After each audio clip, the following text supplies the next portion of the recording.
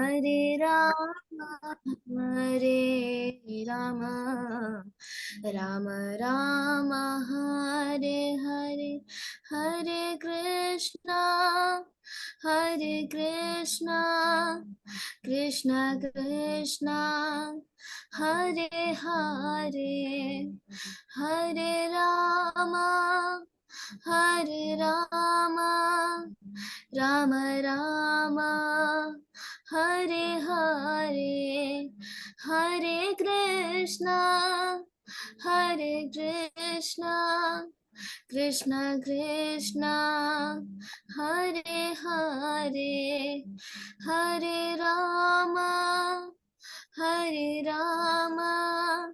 राम राम हरे हरे जय राधा श्याम सुंदर राधा श्याम सुंदर राधे जय ओ राधा श्याम सुंदर राधा श्याम सुंदर राधे जय जगन्नाथ जय बाला देवा सुभद्रा मां जय सुदर्शन जयो जगन्नाथ जय बलदेवा सुभद्रा मां जय सुदर्शन जय जय प्रभुपाद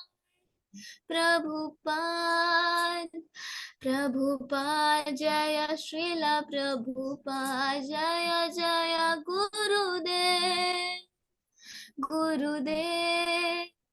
गुरुदेव जय श्रील गुरुदेव निताय गौर हरि बोल हरि बोल निताय गौर हरि बोल। हरे कृष्णा। हरे कृष्णा माता जी, हरि बोल। बहुत सुंदर माता जी, बहुत सुंदर। हरे कृष्णा। तो मंगलाचरण शुरू करते हैं। ओम नमो भगवते वासुदेवाय। ओम नमो भगवते वासुदेवाय। ओम नमो भगवते वासुदेवाय। ओम अज्ञानातिमिरान्धस्य ज्ञानञ्जनं शलाकया चक्षुरुन्मीलितं येन तस्मै श्रीगुरुवे नमः। श्री चैतन्यमनोभीष्टं स्थापितं येन भूतले स्वयं कदा मह्यं ददाति स्वपदान्तिकं। वन्देऽहं श्रीगुरु श्रीयुतपदकमलं श्रीगुरून् वैष्णवांश्च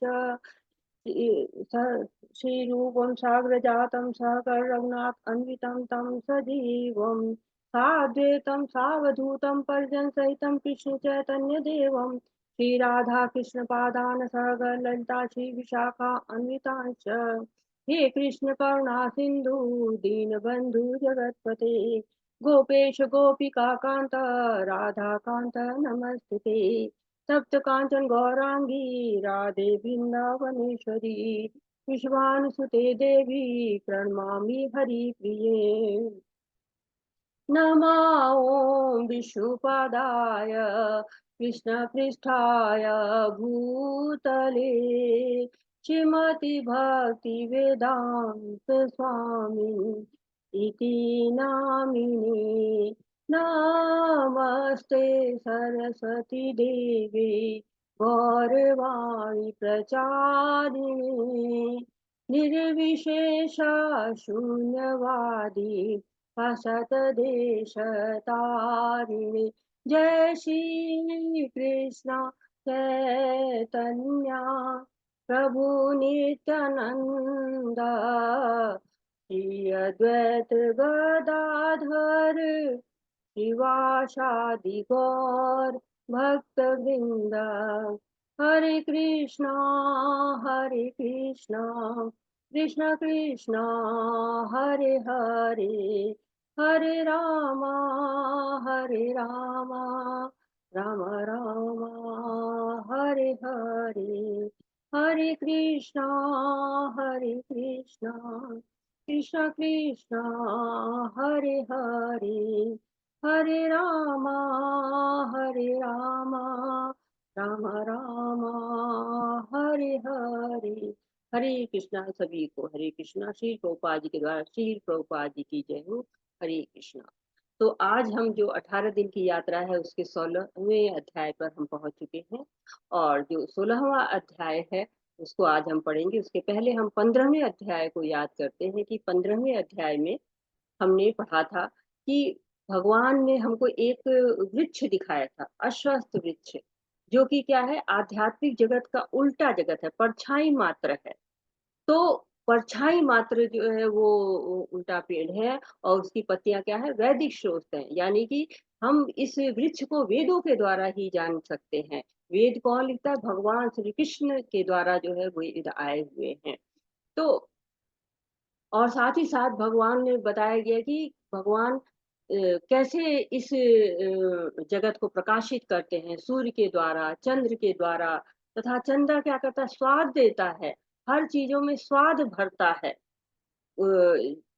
भगवान जो है वो हर चीजों में स्वाद भरते हैं, जिससे कि हम स्वाद को जान सके, तरह तरह के स्वाद को ले सके। तो ये भौतिक जगत क्या है? परछाई है, और इसको हम आसक्ति के, विरक्ति के जो है अस्त्र शस्त्र से काट सकते हैं।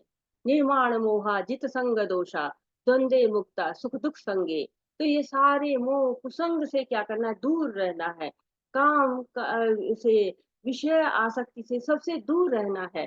तभी हम भगवान के घर जा सकते हैं, जहाँ पर कहते हैं न तद भासते सूर्यो न शशांको न पावकः। तो वहां न सूर्य है, न चंद्रमा है, न बिजली है, न अग्नि है, सब भगवान के तेज से प्रकाशित है। और आध्यात्मिक जगत में जो पहुंच जाता है, जो भगवान के गोलोक धाम में पहुंच जाता है, वो वापस नहीं आता है। तो भगवान हमको बाह्य रूप से भी संभालते हैं, हमको हवा देते हैं, पानी देते हैं, रोशनी देते हैं, सबकी व्यवस्था करते हैं। और चंद्रमा सभी वनस्पतियों में स्वाद भरता है। और जो है भगवान हमारे अंदर वैश्वानर अग्नि बन के सब जो भोजन होता है उसको पचाते हैं, हमको स्मृति देते हैं, हमको विस्मृति देते हैं, हमको ज्ञान देते हैं, ज्ञान चक्षुषा देते हैं। भगवान ने हमको शास्त्र दिए हैं, जिससे हम भगवान से युक्त हो पाए। और भगवान क्या है? पुरुषोत्तम है। इस अध्याय में सिद्ध हुआ है कि भगवान क्या है? पुरुषोत्तम रूप। ये मामेव सम्मूढ़ो जानाति पुरुषोत्तम। तो संशय रहित होकर जो भगवान को जान पाता है, वो क्या करता है? भगवान के पास जाता है, भगवान की भक्ति में पूर्णतः रत हो जाता है, पूर्णतः भगवान को ही जानता है, भगवान को ही समझता है, भगवान की ही भक्ति करता रहता है। तो भगवान क्या जो है वो यहाँ पर क्या बता रहे हैं इस अध्याय में, कि गुणों के बारे में। देव असुर साधन विभाग योग। तो दैवी स्वभाव वालों का कैसा गुण होता है, उनके अंदर कौन कौन से लक्षण होते हैं, कौन कौन से गुण होते हैं। जो आसुरी स्वभाव वाले होते हैं, उनके कौन कौन से लक्षण होते हैं, कौन कौन से गुण होते हैं। तो ये अध्याय हमको बताता है कि किन लक्षणों को हमें अपने अंदर धारण करना है, और किन लक्षणों से हमें दूर रहना है, किन लक्षणों को हमें अपने अंदर धारण नहीं करना है। कौन आसुरी स्वभाव के होते हैं। पहले का समय ऐसा होता था कि एक लोक में देव रहते थे, एक लोक में असुर रहते थे। जैसे कि पहले आप देखते हैं कि हिरणाक्ष अलग लोक में रहता था और देवलोक अलग लोक में रहते थे। फिर आपका त्रेता युग आता है, उसमें क्या होता है, एक हिस्से में, उसी लोक में एक हिस्से में देव रहते हैं, एक हिस्से में असुर रहते हैं। जैसे कि रावण अलग क्षेत्र में रहता था, श्री राम अलग क्षेत्र में रहते थे। और फिर धीरे धीरे द्वापर आया। द्वापर में क्या हुआ, एक गांव में ही देव भी रहने लगे और असुर भी रहने लगे, तो दोनों एक ही गांव में रहने लगे। लेकिन अब कलयुग आ गया है। कलयुग में क्या हो गया है, एक ही शरीर में सब रहते हैं, देव भी रहता है और असुर भी रहता है। तो हम अपने पूज्य गुरुदेव श्री प्रभुपाद जी को, और साथ ही साथ राधा गोविंद मंदिर के अध्यक्ष नमो निष्ठा दास प्रभु जी को, जो इस ऑनलाइन पाठ्यक्रम के जनक हैं, उनको हर शब्द को समर्पित करते हुए उनको दंडवत प्रणाम करते हैं, पांचांग प्रणाम करते हैं, और आप सबका हार्दिक अभिनंदन करते हैं।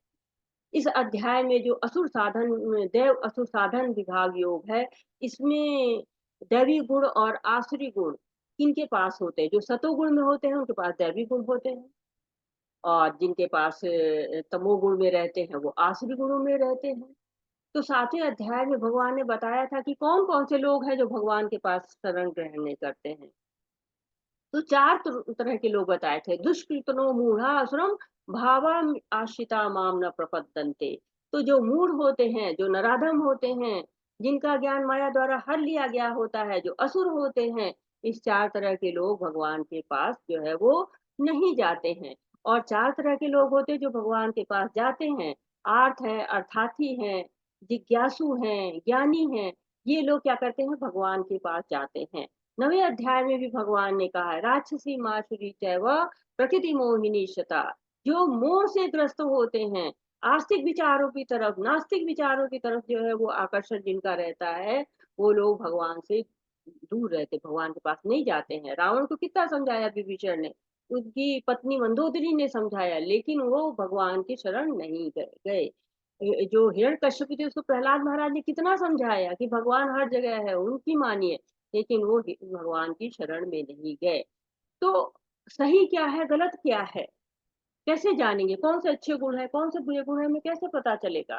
तो शास्त्रों के द्वारा। शास्त्रों में सब लिखा हुआ है, सब शास्त्र भगवान की वाणी है, उसमें आपको हर तरह का जो भौतिक चीजें हैं उनके बारे में भी ज्ञान है, जो आध्यात्मिकता है उसके बारे में भी ज्ञान है। भगवान पूर्ण है, सब पूर्ण उन्होंने हमको संदेश दिए हुए हैं, हम अपूर्ण हैं, हमारे अंदर 4 दोष होते हैं।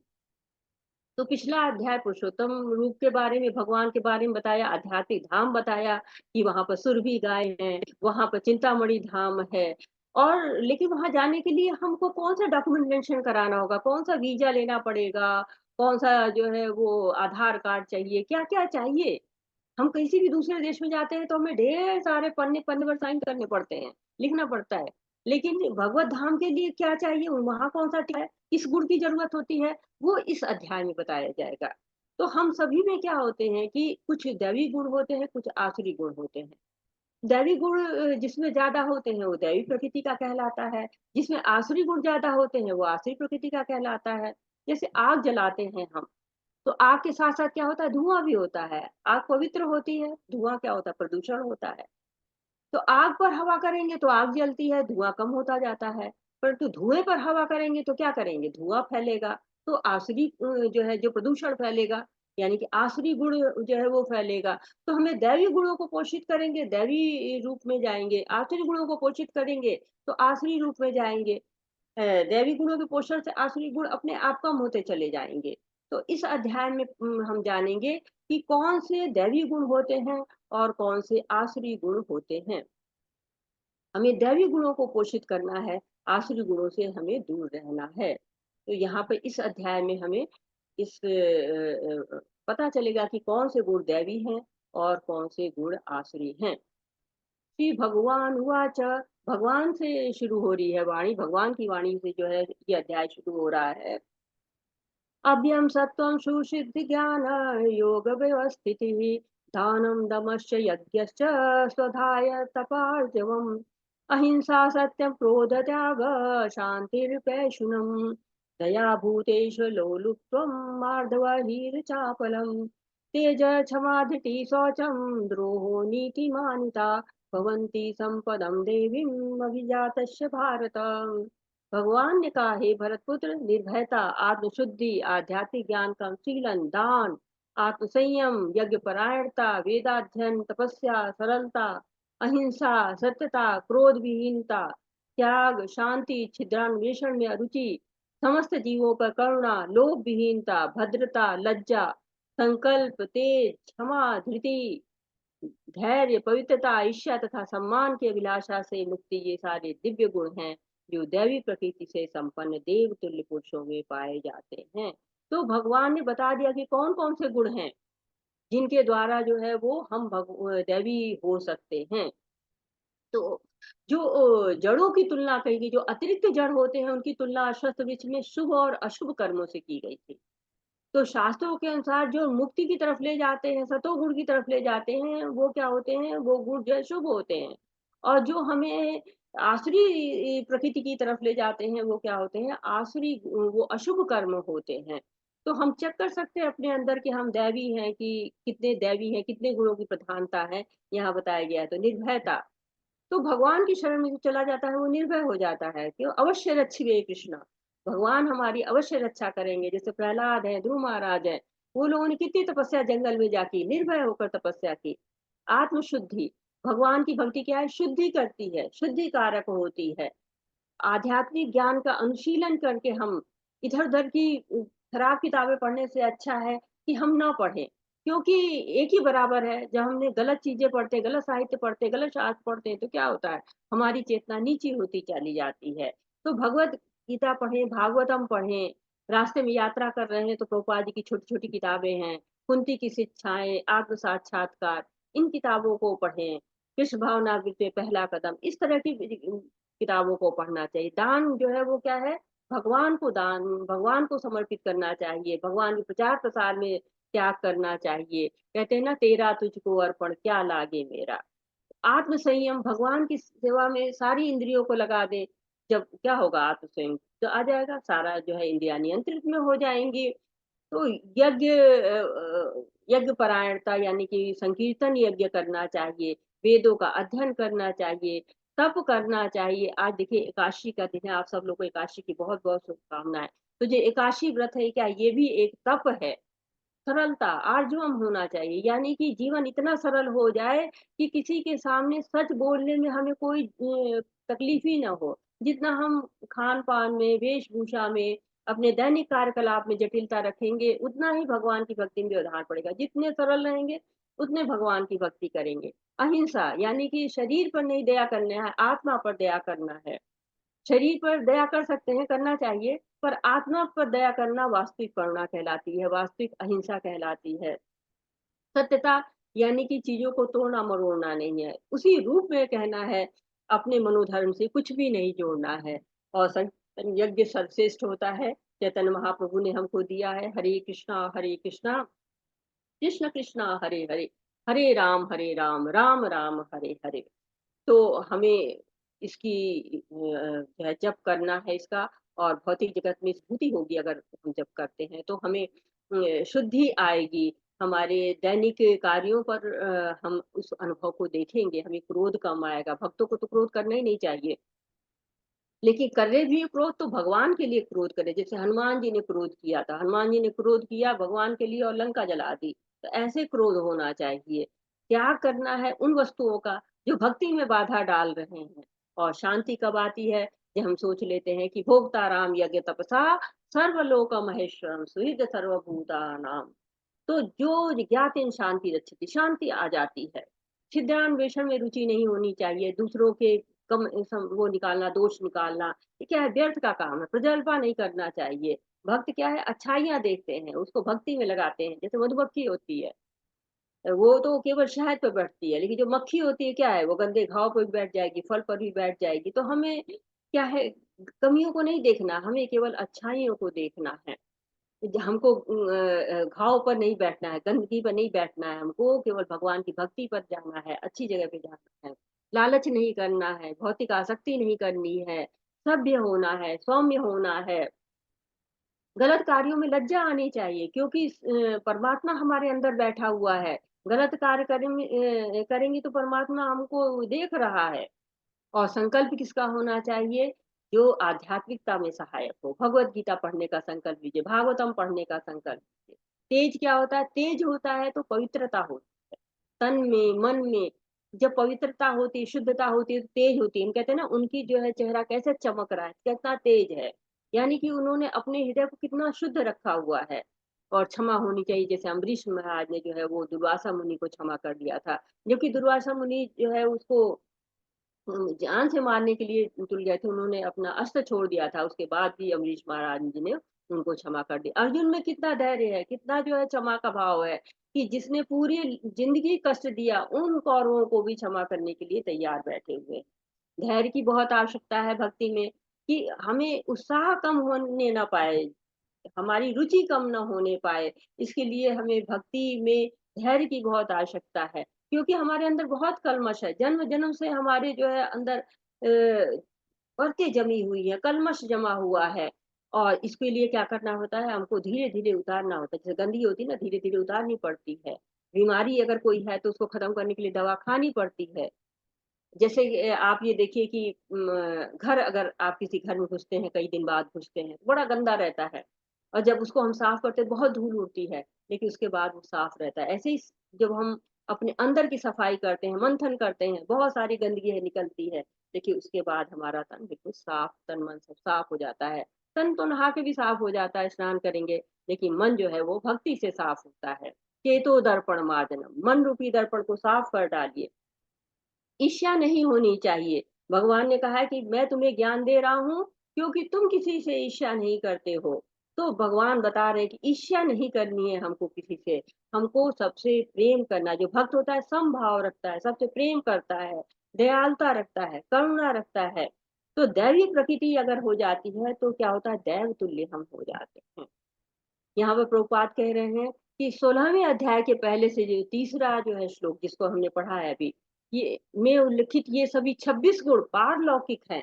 वर्णाधर्म के अनुसार इनका आचरण होना चाहिए। उन्हें सामाजिक और व्यवसायिक की विभिन्न स्थितियों के अनुसार विकसित किया जाना चाहिए। उद्देश्य यह है कि भले ही भौतिक स्थितियां दयनीय हों, यदि इन गुणों का अभ्यास पुरुषों के सभी वर्गों द्वारा किया जाए तो धीरे धीरे पारलौकिक बोध के उच्चतम मंच तक उठ सकते हैं। प्रभुपाद जी क्या कह रहे हैं कि तुरंत हमारे अंदर सारे गुण हो ऐसा नहीं है, कम मात्रा में हो, किसी के अंदर अधिक मात्रा में हो, इन गुणों को हम विकसित कर सकते हैं। हम अपने आचरण से, हम अपने अभ्यास से इनको ला सकते हैं, और जब लाएंगे तो क्या हो जाएगा, देव तुल्य हो जाता है व्यक्ति। और हर व्यक्ति में किसी न किसी गुण की तो प्रधानता होती ही है। कोई ना कोई तो अच्छा गुण होता है, उनको क्या करना है, पालना है, हमको उसको पोषित करना है, प्रयास करना है कि ये गुण विकसित हो जाए, क्योंकि ये गुण क्या है, आध्यात्मिक है। और भगवान ने 4 वर्ण बनाए हैं, चातुर्वर्ण में सिस्टम गुण कर्म विभाग गुण के द्वारा बताया, गुण और कर्म के द्वारा ही जो है ये वर्ण बने हुए हैं। तो हमें दैवी गुण का पालन करना है, वर्णाश्रम धर्म के अनुसार जो है वो हमारा आचरण होना चाहिए। दंभो दर्पोऽभिमानश्च क्रोधः पारुष्यमेव च अज्ञानं चाभिजातस्य पार्थं संपदाम् आचुर्यम्। हे पिता पुत्र, दंभ, दर्प, अभिमान, क्रोध, कठोरता तथा अज्ञान, ये सारे आसुरी स्वभाव वाले के गुण हैं। तो देखिए 26 गुण किसके आए थे, दैवी गुण थे। अब ये क्या है, ये आसुरी गुण हैं। आसुरी गुण कौन कौन से, दंभ, दर्प, अभिमान, क्रोध, कठोरता, अज्ञान। तो दर्प और दंभ, अभिमान ये सब लगते एक जैसे हैं, थोड़ा ही अंतर होता है। दंभ कहते हैं आपके पास है नहीं और आप दिखावा कर रहे हैं, घमंड कर रहे हैं, जैसे हिरण्यकश्यपु रावण थे। वो क्या है कि भगवान को नहीं मानते थे, वो खुद को ही भगवान मानते थे। वो भगवान तो थे नहीं, कहते थे कि मैं भगवान हूँ, कोई और भगवान मुझको जपो। तो वो भगवान थे नहीं। ये क्या होता है, दम्भ होता है, आप है नहीं लेकिन दिखा रहे हैं। घमंड क्या है कि आपकी जो चीजें आपके पास हैं उसका आपको घमंड हो जाता है, अपने पद का घमंड होता है, अपने बल का घमंड हो जाता है, परिवार का घमंड हो जाता है, धन का घमंड होता है, स्थिति में समाज में जो आपकी उसका घमंड, पोस्ट का घमंड हो जाता है। जैसे इंद्र थे, इंद्र को अपने पद का घमंड हो गया था, जबकि इंद्र भी बदलते रहते हैं, हमेशा एक इंद्र नहीं रहते हैं। लेकिन उनको भी अभिमान हो गया था, उनको भी दर्प हो गया था। अभिमान क्या होता है कि मान की अभिलाषा, हमको भूख रहती है कि हमको सब लोग मान करें, हमें जो है अभिमान मान चाहिए। तो क्या प्रजापति जैसे थे दक्ष, तो दक्ष को शिव जी ने नमस्कार नहीं किया तो बुरा मान गए, क्योंकि वो चाहते थे कि मुझे मान दो। तो ये जो आसुरी गुण होता है, और क्रोध आसुरी स्वभाव है। जब क्रोध आता है तो फट जाता है, बिल्कुल कुछ नहीं देख पाता, आगे पीछे कुछ भी नहीं दिखता है। जब वो कहते हैं कि जैसे क्रोध तो अग्नि के समान है, जैसे वो लकड़ी को जला डालता है, वैसे ही क्रोध जो है वो परिवार को नाश कर डालता है, समाज को नाश करता है। क्रोध जो है वो कहते हैं ना कि क्रोध जड़ है सारे पापों का। और कटु नहीं बोलना चाहिए, प्रिय बोलना चाहिए, अप्रिय नहीं बोलना चाहिए। और अज्ञानता क्या है, तमोगुण का प्रभाव होता है, ज्ञान पर पर्दा पड़ा रहता है। तो ये सारे भाव के आसुरी स्वभाव वाले के गुण होते हैं। जो भी आसुरी स्वभाव के होते हैं उनके अंतर्गत ये गुण पाए जाते हैं। देवी संपदि मोक्षाय निबंधाय सुरीमता माँ शुचम संपन्दम देवीम अभिजातोषी पांडवा। दिव्य गुण मोक्ष के लिए अनुकूल है और आसुरी गुण बंधन दिलाने के लिए। हे पांडुपुत्र, तुम चिंता मत करो क्योंकि तुम दैवी गुणों से युक्त होकर जन्मे हो। अब जब भगवान बता रहे हैं कि इतने आसुरी गुण हैं, तो लग जाता है अर्जुन को, क्या मैं भी जो है वो आसुरी हूँ? तो भगवान कह रहे नहीं, चिंता मत करो, तुम जो है दैवी गुणों से युक्त हो, क्योंकि दिव्य गुण कहाँ ले जाते हैं, भगवत धाम ले जाते हैं। आसुरी गुण वाले इसी पृथ्वी लोक पर रहते हैं या उससे भी नीचे को चले जाते हैं। तो कह रहे नहीं, तुम जो है वो दैवी गुणों से युक्त हो। तो भगवान अर्जुन को बता रहे हैं कि नहीं, तुम जो है वो बहुनी में व्यतीतानि जन्मनि तव चार्जुन तान्य हम वेदम सर्वाणी न तम वेद परंतपः। अर्जुन को चिंता है कि मैं तो अपने कुल के लोगों को मार रहा हूँ, अपने गुरु को मार रहा हूँ, तो मैं भी उसी श्रेणी में ना आ जाऊं। लेकिन अर्जुन साधारण मनुष्य नहीं है, पार्षद है भगवान के। जब भगवान इस धराधाम पे आते तो उनके पार्षद आते हैं। जैसे रामचंद्र जी आए थे तो क्या हुआ था, वानर रूप में आए थे उनके पार्षद। कौशल्या माता आई थी, दशरथ आए थे, कैकेयी, सुमित्रा, भरत के रूप में जो है उनके पार्षद आए। जब कृष्ण आए तो क्या हुआ, गोपियां ग्वाले सखा के रूप में, यशोदा माता, देवकी माता, वासुदेव, नंद, सब नित्य पार्षद हैं। तो भगवान की वाणी को अर्जुन बड़े ध्यान से सुन रहे हैं कि मतलब अपने लिए वो सोच रहे हैं कि मैं भी युद्ध में आया हूँ और यहाँ पर मैं क्रोध करूंगा, तो ये भी आसुरी गुण है। और उनकी चिंता है, लेकिन कहते हैं कि जो भगवान की शरण में चले जाते हैं वो लोग आसुरी गुणों से मुक्त रहते हैं, वो आसुरी गुणों में नहीं रहते हैं। क्योंकि युद्ध तो कर्तव्य है अर्जुन का, अर्जुन क्षत्रिय है, वर्णाश्रम धर्म के अनुसार अर्जुन का कर्तव्य है युद्ध करना। द्यो भूत सर्गो लोकोऽस्मिन् दैव आशुरेव एव च दैवो विस्तरशः प्रोक्ता आश्रम पाथ में शृणु। हे पिता पुत्र, इस संसार में सृजित प्राणी दो प्रकार के हैं, दैवी तथा आसुरी। मैं पहले ही विस्तार से तुम्हें दैवी गुण बतला चुका हूँ, अब मुझसे आसुरी गुणों के बारे में सुनो। तो भगवान कह रहे हैं कि मुझसे आसुरी गुणों के बारे में सुनो। दो तरह के लोग हैं, जीव हैं, एक दैवी हैं, दूसरे आसुरी हैं। तो भगवान ने दैवी गुणों को बड़े विस्तार में बताया, अब आसुरी गुणों की चर्चा कर रहे हैं। दोनों की उत्पत्ति एक ही जगह से है, दोनों प्रजापतियों की संतान है, परंतु क्या हो रहा है, अंतर कितना हो जा रहा है। क्योंकि एक श्रेणी के लोग शास्त्रों का पालन करते हैं, मानते हैं, लेकिन दूसरे तरह के लोग क्या करते हैं, नहीं मानते हैं, शास्त्रों को नहीं मानते हैं, भगवान को नहीं मानते हैं। तो भगवान को मानना है, भगवान की भक्ति करना है, कैसे करना है ये भी भगवान बताते हैं। और साथ ही साथ बताते हैं कि प्रवृत्तिं च निवृत्ति च जनाना विदुरासुरा न शौचम च नापि चाचारो न सत्यम देशु विद्यते। जो आश्रय है वो यह नहीं जानते कि क्या करना चाहिए और क्या नहीं करना चाहिए। उनमें न तो पवित्रता, न उचित आचरण, न ही सत्य पाया जाता है। तो आसुरी लोग क्या है, प्रवृत्ति भी नहीं है, प्रवृत्ति यानी क्या करना चाहिए, निवृत्ति भी नहीं है कि क्या नहीं करना चाहिए, डूज एंड डोंट्स। तो आसुरी गुणों की चर्चा कर रहे हैं, भगवान कह रहे हैं कि जो आसुरी प्रवृत्ति के होते हैं वो भ्रम में रहते हैं, उनको समझ में नहीं आता है कि हम क्या कर रहे हैं। और जब हम ये नहीं समझेंगे कि हमारा कार्य कैसा है तो परिणाम भी वैसा ही होगा।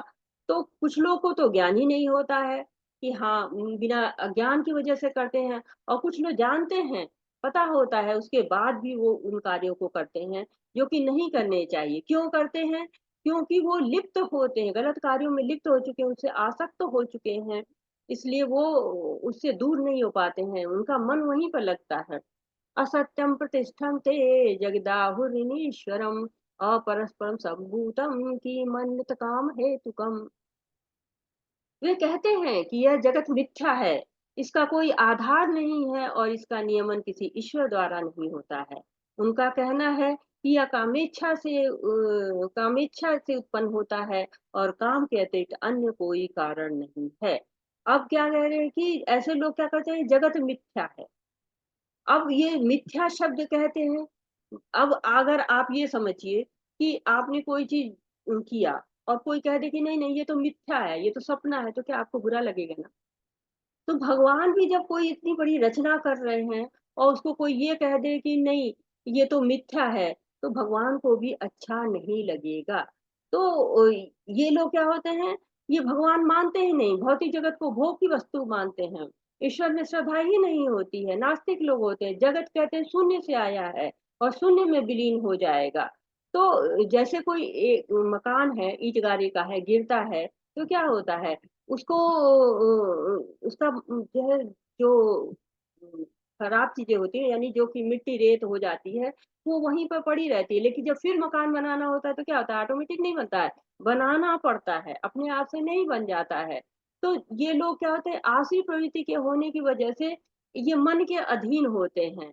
मन कहेगा सुबह मत उठो तो नहीं उठेंगे, रात में देर तक जगेंगे, तो उसे रात में देर तक जगेंगे तो सवेरे उठ ही नहीं पाते हैं। पवित्रता भी नहीं आती है क्योंकि बहुत रात तक देर तक न जाने उल्टे-सीधे काम करते हैं, उल्टे-सीधे खाते-पीते हैं, उल्टा-सीधा पहनते-ओढ़ते हैं। तो ये क्या होता है, उनका आचरण प्रभावित होता है, वो संकल्प ही नहीं ले पाते हैं कि हाँ, हमको प्रयास कहाँ करना है। प्रयास उनका गलत दिशा में होता है कि यतन्तो योगिनश्चैनं पश्यन्ति आत्मनि अवस्थितं, यतन्तो अति अकृता आत्मन् नैनं पश्यन्त चेतसा।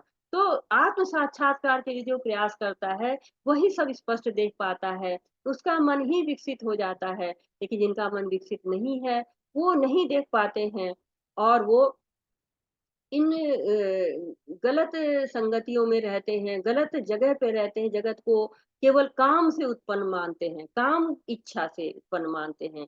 वो इस बात को नहीं समझ पाते कि बीज प्रदाता कौन है? पिता भगवान है। हमने कल पढ़ा था कि बीज प्रदाता कौन है? भगवान है।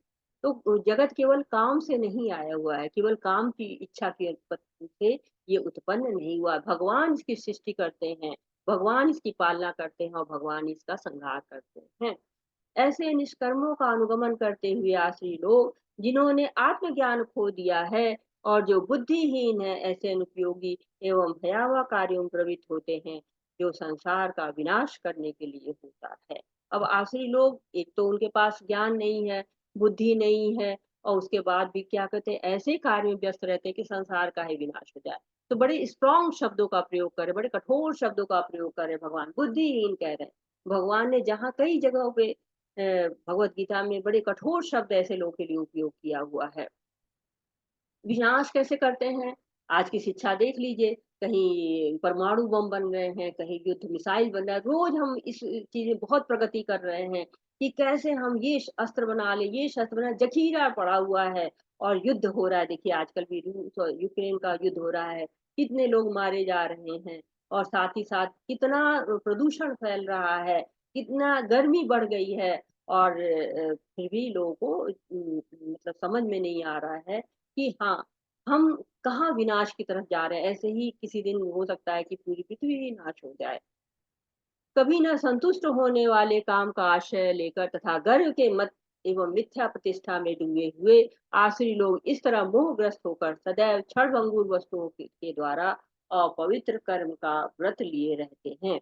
उनका विश्वास है कि इंद्रियों की तुष्टि ही मानव सभ्यता का मूल आवश्यकता है। इस प्रकार मरण काल तक उनको अपार चिंता रहती है। वे लाखों इच्छाओं के जाल में बंधकर तथा काम और क्रोध में लीन होकर इंद्रिय तृप्ति के लिए अवैध ढंग से धन संग्रह करते रहते हैं। तो काम में लिप्त रहते हैं। आसुरी लोग क्या करते हैं, जो है वो काम में ऐसे लिप्त रहे, कामनाओं में, इच्छाएं समाप्ति नहीं होती है, भोग की इच्छाएं हैं। भौतिक जीवन केवल भोग जुटाने में जुड़ा हुआ है, हमेशा घमंड में, झूठी प्रतिष्ठा में लगे रहते हैं। जैसे रावण था, उसको अपनी बुद्धि बल पर बहुत अभिमान था और बहुत लोगों ने समझाया लेकिन नहीं समझा उसने। ऐसे दुर्योधन को भीष्म ने समझाया, द्रोणाचार्य ने समझाया और भगवान भी शांति दूत बन करके गए, लेकिन वह नहीं सुना। तो क्योंकि आसुरी लोग का स्वभाव होता है, वो किसी की सुनते नहीं है। आसुरी लोग हमेशा अपने मन की करते रहते, किसी की सुनते नहीं है। देखिए जब द्वापर युग समाप्त होने वाला था और कलयुग आने वाला था, तो परीक्षित महाराज का राज्य था पूरे विश्व में। परीक्षित महाराज राजऋषि थे, कलयुग आना चाह रहा था, नहीं आ पा रहा था, कलयुग बहुत प्रयास कर रहा था। परीक्षित महाराज से उसका युद्ध होता है, तो जीत नहीं पाता है, फिर शरणागत हो जाता है। और कहते हैं ना कि जब कोई शरण मांगता है तो राजा का कर्तव्य होता है शरण देना। तो अब कलयुग को आना ही था क्योंकि सतयुग आ चुका था, त्रेता भी आ चुका था, द्वापर आ गया था, कलयुग को आना ही था और परीक्षित महाराज के कारण नहीं आ पा रहा था। तो परीक्षित महाराज ने कहा शरण तो चाहते हो, कहाँ चाहिए तुमको शरण? तो कलयुग जो है चुनता है जगहों को कि कहाँ पर मैं जाऊं जिससे कि मैं कलयुग को अच्छी तरह से ला पाऊं। तो धर्म के 4 स्तंभ होते हैं, सत्य, दया, तप, शौच, अर्थात जो पवित्रता। तो सब अवैध संबंध से क्या होता है, पवित्रता का एक स्तंभ टूटता है। जुए से क्या होता है, सत्य का नाश होता है, झूठ पनपता है। नशे से क्या होता है कि नशे से जो है वो तप नहीं हो पाता क्योंकि शरीर ही साथ नहीं देता है, तप करने के लिए मजबूत शरीर चाहिए। और दया, मांसाहार जब हम करते हैं तो हमारी दया समाप्त हो जाती है। तो कलयुग का प्रभाव इन चारों जगहों पाया जाता है और अब उसने धर्म के चारों स्तंभ पे वार कर दिया है, तो धर्म का नाश हो रहा है। धार्मिक गतिविधियां भी हो रही हैं, लेकिन अपने मनोधर्म के अनुसार हो रही हैं, शास्त्रों के अनुसार नहीं हो रही। परंतु भगवान क्या है, भगवान जो है कलयुग से भी बड़े हैं। उन्होंने भगवत प्राप्ति की विधि को सरल बता दिया। तो सुखदेव गोस्वामी से परीक्षित महाराज पूछते कि जब कलयुग इस तरह से धर्म का नाश करता रहेगा तो कलयुग के लोग का उद्धार कैसे होगा। तो सुखदेव गोस्वामी कहते हैं कि कलयुग में चाहे लाख बुराइयां हों, लेकिन कलयुग में एक बहुत अच्छा गुण है कि कलयुग में केवल नाम लेने से ही उद्धार हो जाएगा। तो कलयुग में ध्यान करना मुश्किल होगा, तप करना मुश्किल होगा, यज्ञ करना मुश्किल होगा, लेकिन भगवान के नाम का सिमरन सब कर सकते हैं और उससे उतना ही फल मिलेगा जितना कि अन्य चीजों से, तप से, यज्ञ से मिलता है। तो संकीर्तन यज्ञ जो है दिया हुआ है कलयुग के लिए कि कृत्योध्यायतम विष्णु यजते मखई द्वापरे परिचार्यम कलियुग तद हरि कीर्तनम। 16 अक्षर का जो ये भगवान का नाम हरे कृष्णा महामंत्र सारे कलमश का नाश कर देता है। कहते हैं हरे नाम केवलम कलौ नास्ते नास्ते नास्ते गति अन्यथा।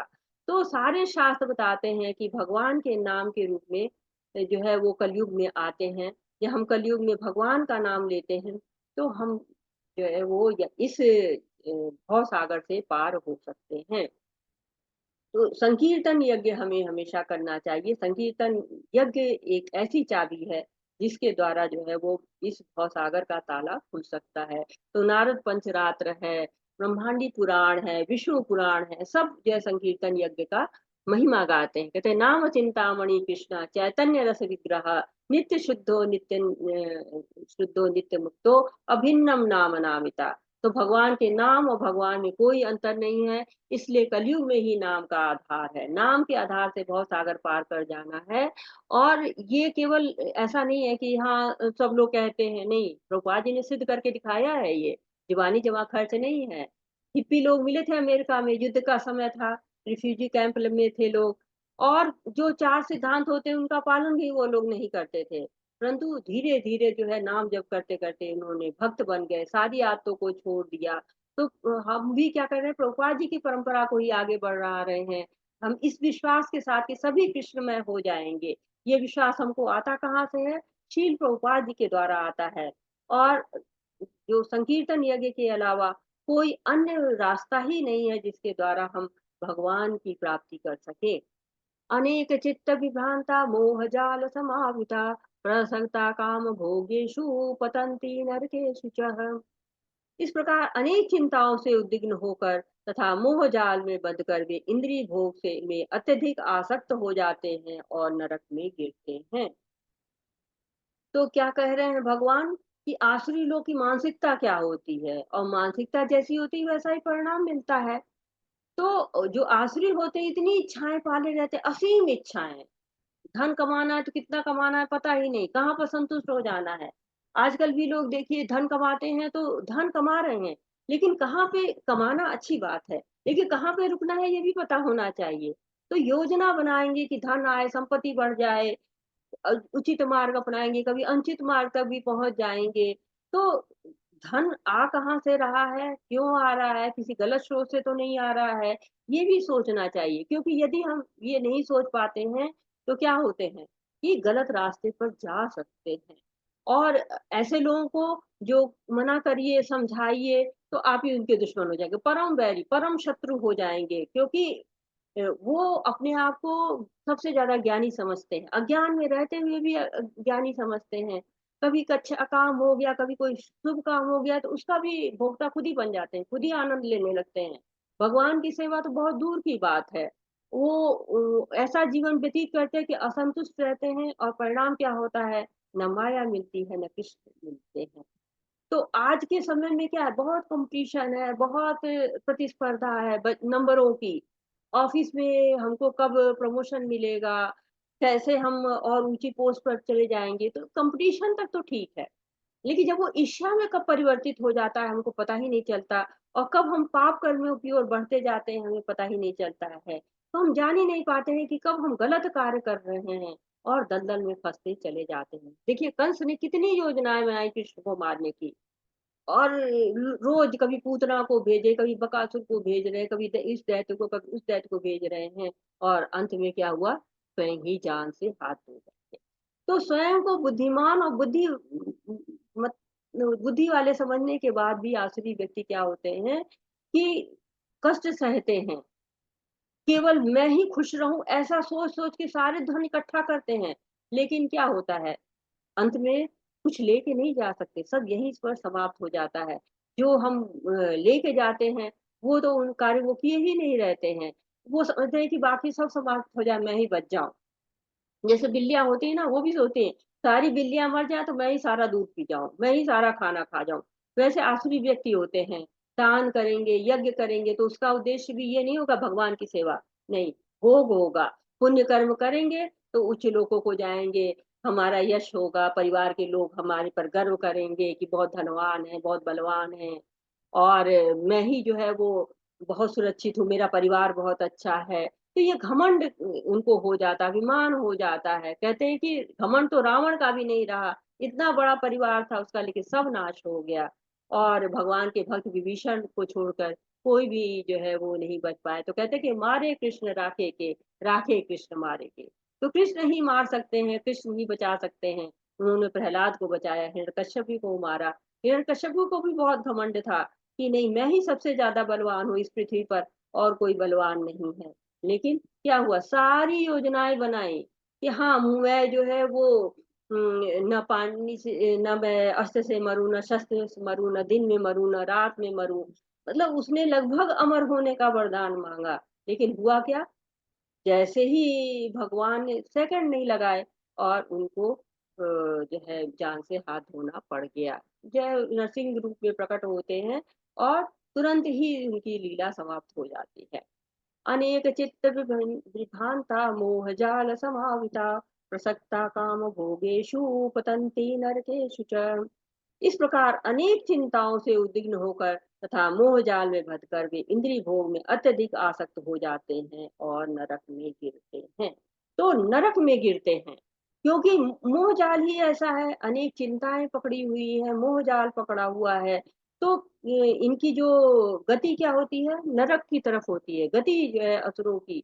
बता रहे हैं कि जो ज्यादा इंद्रिय भोग करता है, अत्यधिक आसक्ति में रहता है, मोह में रहता है, उनकी जो है गति निम्न लोकों की तरफ होती है, नरक की तरफ होती है।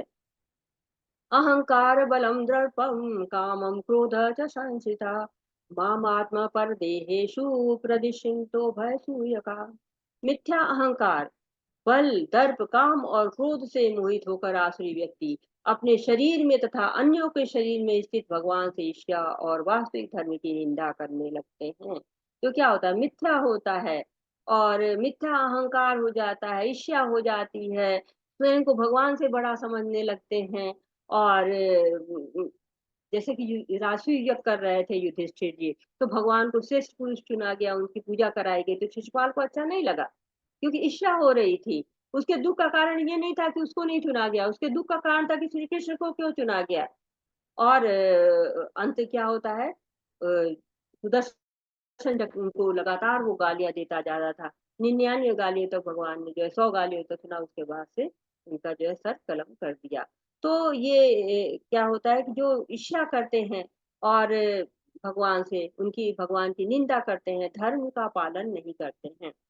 जो लोग ईर्ष्यालु तथा क्रूर हैं और नराधम हैं, उन्हें मैं निरंतर विभिन्न आसुरी योनियों में भवसागर में डालता हूँ। तो भगवान कह रहे हैं कि जो लोग ईर्ष्यालु क्रूर हैं, वो क्या करेंगे, भगवान के धाम नहीं जा सकेंगे, क्योंकि भगवान का नाम लेंगे, भगवान के प्रेम करेंगे, सेवा करेंगे, तभी तो आप भगवान के धाम जा पाएंगे। आप जिसके घर में जा रहे हैं उससे आपको प्रेम नहीं है, श्रद्धा नहीं है, सेवा नहीं कर रहे हैं, तो आप वो अपने घर में आपको कैसे एंट्री देगा, कैसे घुसने देगा।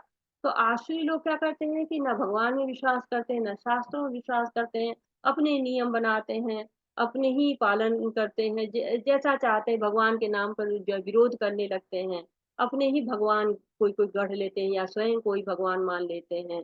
तो ऐसे लोग भगवान के धाम में नहीं जा सकते हैं, इसी भौतिक संसार में ही आते हैं या फिर वो निम्न योनियों में जाते हैं। हे कुंती पुत्र, ऐसे व्यक्ति आसुरी योनि में बार बार जन्म ग्रहण करते हुए कभी भी मुझ तक नहीं पहुंच पाते। और धीरे धीरे अत्यंत अधम गति को प्राप्त होते हैं। तो प्राप्ति कैसी है? अधम गति की है, क्योंकि जब भगवान के पास नहीं जाते हैं और आसुरी गुणों पर उनका नियंत्रण ही नहीं रह पाता, बढ़ता जाता है, तो और अधम और नीचे और नीचे। भगवान की बात जब तक अच्छी नहीं लगेगी तब तक उद्धार कैसे हो पाएगा? और अगर कभी किसी ने बहुत अच्छे भक्त मिल गए, अनजाने में ही कोई अच्छा कार्य कर दिया, तो उसको अज्ञात सूत्र कहते हैं कि बिना ज्ञात किए हुए भगवान की भक्ति को कुछ लोग पा जाते हैं। जैसे वाल्मीकि जी मरा मरा कहते हुए ही राम राम हो गया और कल्याण हो गया उनका। अजामिल जी अनजाने में ही क्या हुआ कि उन्होंने नारायण नारायण कहा और जो है उनका भी जो है अच्छी गति हो गई।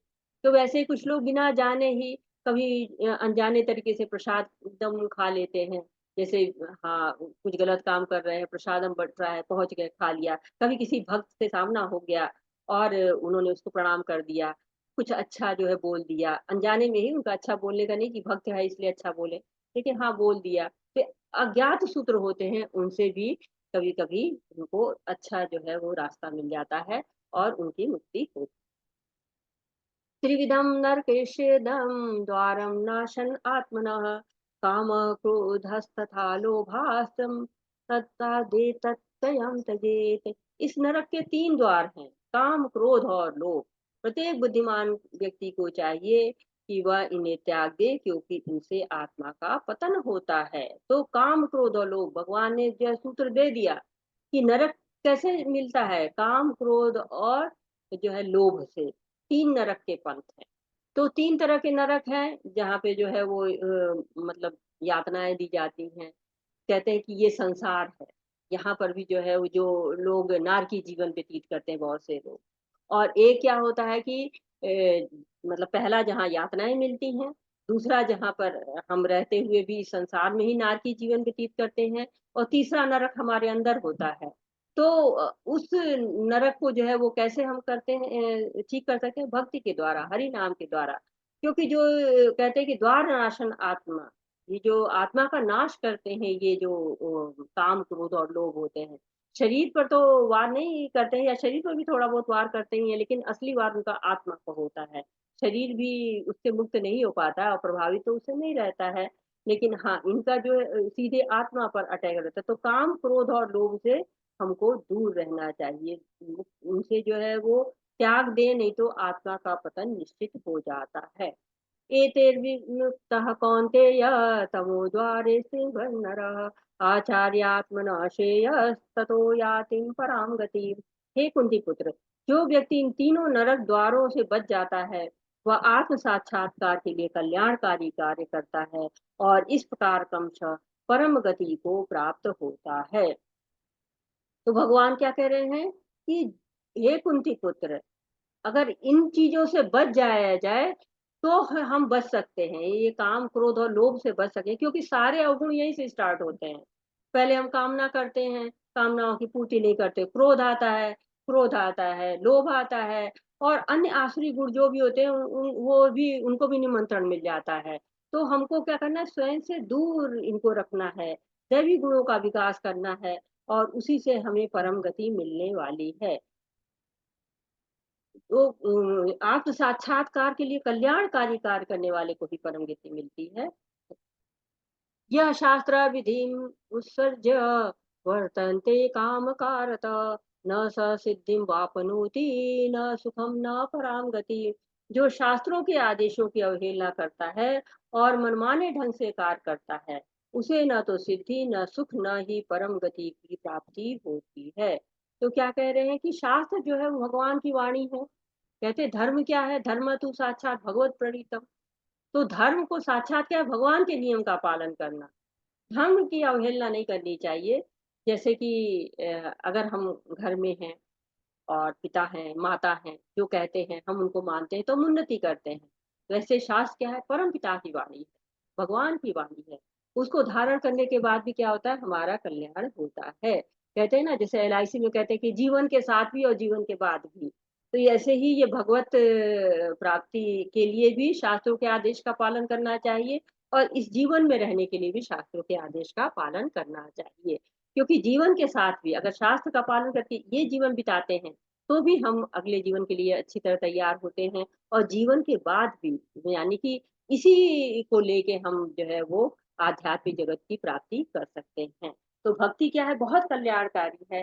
शास्त्रों के नियम के अनुसार भक्ति करेंगे और हम भगवत धाम को प्राप्त कर सकते हैं। लेकिन जो शास्त्र के आदेशों का पालन नहीं करता, असुर लोग ऐसा करते हैं, तो उनको भगवत धाम की प्राप्ति नहीं होती है। और भगवत धाम की प्राप्ति के लिए हमें बहुत आवश्यक है कि हम काम, क्रोध और लोभ से दूर रहें, क्योंकि क्या कि नाथ नरक के पंथ है। ये जो है वो नरक की तरफ ले जाते हैं। हमको कभी भी आध्यात्मिक सुख नहीं मिल सकता, आध्यात्मिक ज्ञान नहीं मिल सकता है, यदि हम काम, क्रोध और लोभ में रहते हैं और शास्त्रों से दूर रहते हैं, शास्त्रों के नियमों का पालन नहीं करते हैं। तस्मात् शास्त्रं प्रमाणं ते कार्याकार्यव्यवस्थितो ज्ञात्वा शास्त्रविधो न तं कर्म कर्तुम् अर्हसि। अतः मनुष्य को यह जानना चाहिए कि शास्त्रों के विधान के अनुसार क्या कर्तव्य है और क्या अकर्तव्य है। इसी विधि विधानों को जानकर कर्म करना चाहिए, जिससे वह क्रमशः ऊपर उठ सके। तो निष्कर्ष आ गया है। 15वें अध्याय में भगवान ने कहा था, इति गुह्यतम ज्ञान, बिल्कुल जो है वो गूढ़ ज्ञान दे रहे हैं भगवान, गोपनीय ज्ञान दे रहे हैं, ये भगवान बताते हैं। और यहाँ पे क्या कह रहे हैं भगवान, कि शास्त्रों के अनुसार क्या कर्तव्य है और क्या कर्तव्य है, क्या करणीय है और क्या अकरणीय है, ये जरूर जाना है। क्योंकि जब गुरु, साधु और शास्त्र की मदद लेते हैं, तो भक्तों का संग हमें मिलता है, गुरु हमें मिलते हैं, हमको शास्त्र बताते हैं। क्योंकि शास्त्रों को हम अपने आप से नहीं समझ सकते हैं, हम अपूर्ण हैं, हमारे अंदर दोष है।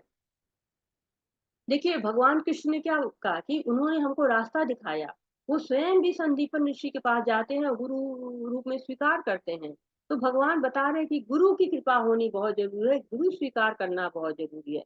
वंदे कृष्णम जगत गुरु। तो सारे जगत के गुरु को जब हम गुरु स्वीकार करते हैं, तो हमें भी करना चाहिए। भगवान सारी जगत के गुरु हैं, उनके भी गुरु स्वीकार वो कर रहे हैं। तो हम तो अज्ञानी है, हमारे पास उतना ज्ञान नहीं है, हम अपने मनोधर्म से नहीं समझ सकते हैं। भगवान राम ने भी वशिष्ठ मुनि को गुरु रूप में स्वीकार किया था। तो गुरु के द्वारा हमको शास्त्र समझ में आ सकते हैं, और शास्त्र हमें बता सकते हैं कि कौन से कार्य हमारे करने युक्त हैं, कौन से कार्य हमें दूर रहना चाहिए उनसे। विधि विधान जानना चाहिए, और विधि विधान जानकर हमें कर्म करना चाहिए। उससे हम आध्यात्मिक जीवन की प्रगति कर सकते हैं। आध्यात्मिक स्पिरिचुअल जो विकास होता है हमारा, आध्यात्मिक विकास होता है, वो उससे हो सकता है। प्रभुपाद जी हमारे लिए बड़ी सुंदर सुंदर बातें छांट कर ले आते हैं, हमको समझाते हैं। प्रभुपाद जी कह रहे हैं कि शास्त्रों में वे चार मुख्य दोष नहीं पाए जाते जो बद्ध जीव में होते हैं। ये है अपूर्ण इंद्रियां, कपटता, त्रुटि करना, मोहग्रस्त होना। इन चार दोषों के कारण बद्ध जीव विधि विधान बनाने के लिए अयोग्य होता है। अतः विधि विधान जिनका उल्लेख शास्त्रों में होता है, जो इन दोषों से परे हैं, पर सभी बड़े बड़े महात्माओं, आचार्यों तथा महापुरुषों के द्वारा बिना किसी परिवर्तन के स्वीकार कर दिए जाते हैं।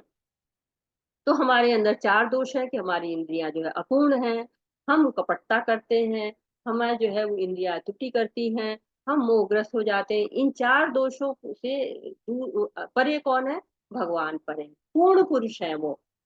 ओम पूर्णमिदः पूर्णमिदं पूर्णात् पूर्णमुदच्यते पूर्णस्य पूर्णमादाय पूर्णमेवावशिष्यते।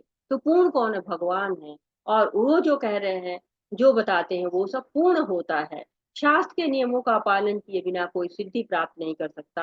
अतः जो शास्त्रों के तात्पर्य को वास्तव में समझता है, वो भाग्यशाली माना जाता है। शास्त्र का पालन करना है, लेकिन शास्त्रों को भी वास्तव में, जो शास्त्रों में भी क्या पालन करना है, कौन बताएगा, गुरु बताएंगे। यह भौतिक शक्ति प्रकृति के 3 गुणों से बनी है। इसके पूर्व की भगवान के ज्ञान का मार्ग खुले, मनुष्य को कम से कम सतोगुण तक ऊपर उठना होता है। दूसरों के लिए यदि उपयुक्त तथा प्रमाणिक गुरु का मार्गदर्शन प्राप्त होता है, तो उसका जीवन सफल हो जाता है, क्योंकि गुरु उच्च पद की ओर उन्नति का मार्ग दिखा सकता है। तो प्रभुपाद क्या कह रहे हैं कि भौतिक प्रकृति क्या है, 3 गुणों से बनी हुई है, 3 गुणों के अधीन है भौतिक प्रकृति। तो इन 3 गुणों से हमको ऊपर उठना है, क्योंकि यही कष्ट देती है। मनुष्य जब तक अपने आप को तमोगुण से ऊपर, रजोगुण से ऊपर सतोगुणी नहीं बना लेता है, तब तक क्या होता है, उसके अंदर दैवी गुण नहीं आ सकते हैं। जब सतोगुण होते हैं, उसमें वो प्रयास करता है, तब उसके अंदर शुद्ध सतोगुण आते हैं। लेकिन वो कैसे आएंगे? गुरु के मार्गदर्शन में आएंगे। गुरु ही हमें उन्नति का मार्ग दिखा सकता है। तो जो लोग हरे कृष्णा मंत्र का जाप करते हैं, वो क्या करते हैं? प्रेम भाव को भगवान के प्रति तुरंत विकसित कर लेते हैं। चैतन्य चरितामृत कहता है, कृष्ण नाम महामंत्र ये स्वभाव, ए जपे तार कृष्णा उपजाए भाव। तो ये भगवान का भाव उठ जाता है। और इस अध्याय में हमने जाना है कि क्या हमें करना है, क्या नहीं करना है।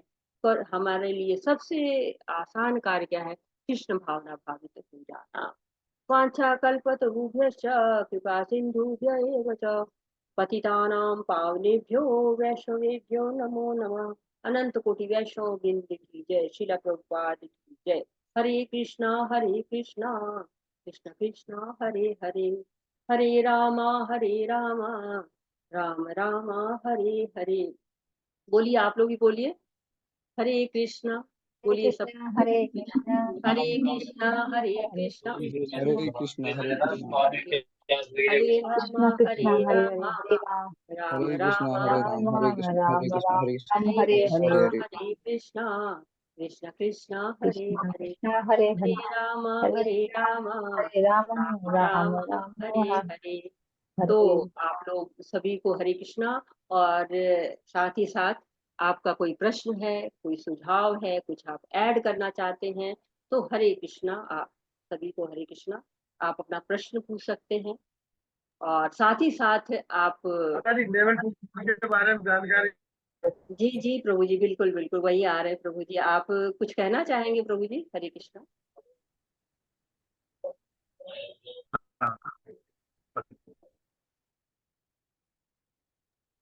जी प्रभु जी, लेवल आप 2 कुछ कहना, आप बोलेंगे प्रभु जी कि मैं वो बताऊं? हरे कृष्ण। आपकी आवाज नहीं आ रही प्रभु जी।